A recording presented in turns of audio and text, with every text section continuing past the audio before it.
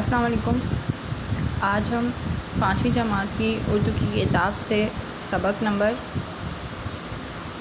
6 کی بلند خوانی کریں گے۔ سبق کا نام ہے نبی کریم صلی اللہ علیہ وسلم کا ایک خوش مزاج انسان۔ اس سبق کا مقصد رسول اکرم صلی اللہ علیہ وسلم کی شخصیت کے ایک منفرد پہلو خوش مزاجی سے بچوں کو روشناس کروانا۔ بچوں، پچھلی کتابوں میں آپ نے رسول اللہ صلی اللہ علیہ وسلم کی شخصیت کے مختلف پہلوؤں کے متعلق پڑھا ہے۔ آج آپ ان کی ذاتی اقدس کے اس دلچسپ پہلو کے بارے میں پڑھیں گے جس کے متعلق آپ بہت کم جانتے ہیں۔ قرآن شریف نے خود آپ صلی اللہ علیہ وسلم کے حسن اخلاق کی گواہی دی ہے۔ ارشاد باری تعالیٰ ہے، بے شک آپ صلی اللہ علیہ وسلم بہترین اخلاق کے مالک ہیں۔ آپ کی شخصیت کا ایک پہلو ان کی پاکیزہ خوش مزاجی بھی ہے۔ ایک مرتبہ ایک بدو آپ کی خدمت میں حاضر ہوا اور کہا، محمد صلی اللہ علیہ وسلم مجھے ایک اونٹ دو۔ آپ نے دیکھا کہ اس شخص کو تو ڈھنگ سے بات کرنا تک نہیں آتی، تو آپ نے اس سے مذاق فرمایا، ہم تو تمہیں اونٹ کا بچہ دیں گے۔ جس سے وہ شخص غصے سے بھڑک اٹھا اور کہا، میں اونٹ کے بچے کا کیا کروں گا، مجھے اونٹ چاہیے۔ پر حضور بضد رہے کہ میں تمہیں اونٹ کا بچہ ہی دوں گا۔ جب وہ شخص بہت ناراض ہوا تو آپ نے مسکرا کر فرمایا، ہر اونٹ کا بچہ ہی تو ہوتا ہے۔ ایک دفعہ کا ذکر ہے کہ رسول کریم ایک محفل میں اپنے صحابہ کے ہمراہ تشریف فرما تھے۔ دوران گفتگو سب کھجوریں بھی نوش کر رہے تھے۔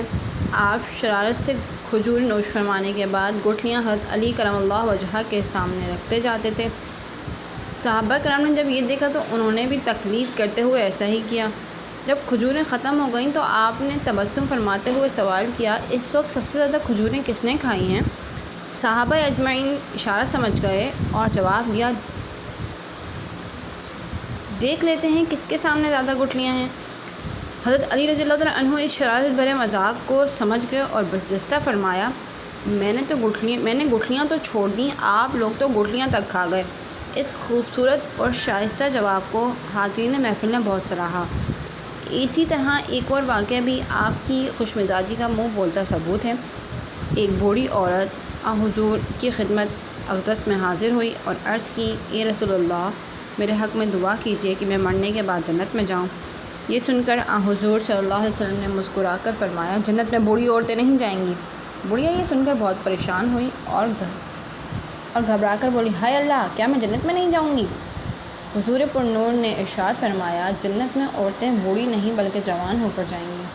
بڑھیا آپ کے مذاق کو سمجھ گئی اور جتنی پریشان وہ پہلی بات سن کر ہوئی تھی، اس سے کہیں زیادہ خوش وہ دوسری بات سن کر ہو گئی کہ وہ نہ صرف جنت میں جائے گی بلکہ جوان ہو کر جائے گی۔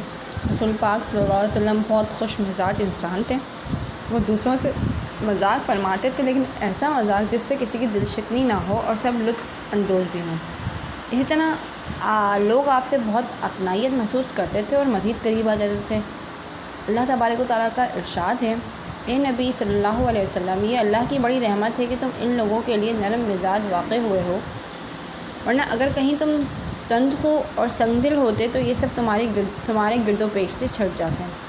ہمیں بھی چاہیے کہ ہم تنگ مزاج ہونے کے بجائے خوش مزاج بنیں۔ یعنی بچوں، رسول اللہ صلی اللہ علیہ وسلم بہترین اخلاق کے مالک تھے۔ آپ کی گفتگو کرنے کا انداز سب سے الگ تھا، تو آپ کا ہنسی مذاق کرنے کا انداز بھی سب سے الگ تھا۔ مطلب بات بھی کرتے، ہنسی مذاق میں تفریح بھی کر رہے تھے، تو آپ نے اس میں بھی کوئی جھوٹ نہیں بولا بلکہ مذاق کیا، اور اتنا اچھا مذاق کیا کہ سب خوش ہوئے، کسی کی دل آزاری نہیں۔ بیٹا اسی طریقے سے ہم بھی جب مذاق کریں تو کسی کی بھی کوئی بھی خامی کا کبھی مذاق نہ اڑائیں، کبھی بھی کسی کو غلط نہ کہیں، جھوٹ نہ بولیں مذاق کے دوران بھی، ہمیشہ سچ بولیں اور اچھے اخلاق اپنائیں، نرمی سے بات کریں، لڑیں جھگڑیں نہیں، دروغ گو یعنی کہ جھوٹ بولنے والا بالکل نہ بنیں، گالی نہیں دیں، سب کی عزت کریں اور سب کا احترام کریں، کیونکہ یہی ہمارے پیارے نبی صلی اللہ علیہ وسلم کی سیرت مبارکہ ہے۔ ٹھیک ہے؟